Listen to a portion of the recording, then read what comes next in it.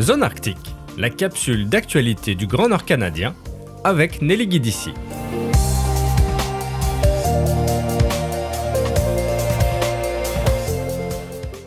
Le 18 octobre 2023, l'Assemblée des Premières Nations a officiellement lancé sa stratégie nationale sur le climat.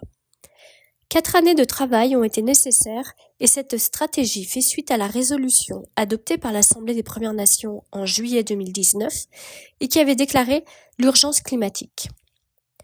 Face à l'augmentation des émissions de gaz à effet de serre et à l'inefficacité des politiques en place où les droits des Premières Nations sont ignorés voire méprisés selon l'Assemblée, cette stratégie représente pour eux l'optique climatique du point de vue des Premières Nations.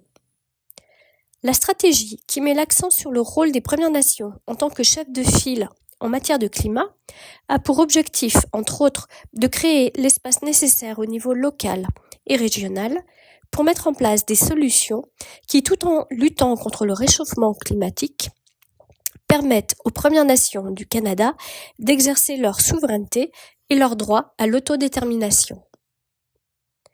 Pour Johanna Bernard, chef national par intérim de l'Assemblée des Premières Nations, c'est maintenant qu'il faut agir, car l'été 2023 a été la pire saison des incendies jamais enregistrée au pays.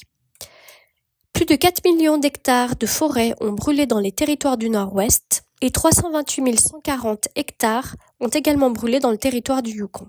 En 2019, l'Inuit Tapirit Kanatami, l'organisme national qui représente l'ensemble des Inuits du Canada, a lancé sa propre stratégie sur le climat. Ce document, qui présente une stratégie transformative, place aussi les droits et l'autodétermination des communautés inuites au centre du plan, dont les principes directeurs sont la résilience, le leadership et une vision sur le long terme.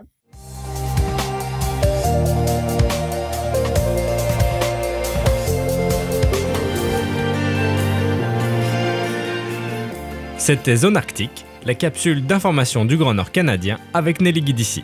Pour retrouver tous les articles de Zone Arctique, lisez le journal L'Aquilon, disponible en kiosque tous les jeudis ou sur aquilon.nt.ca.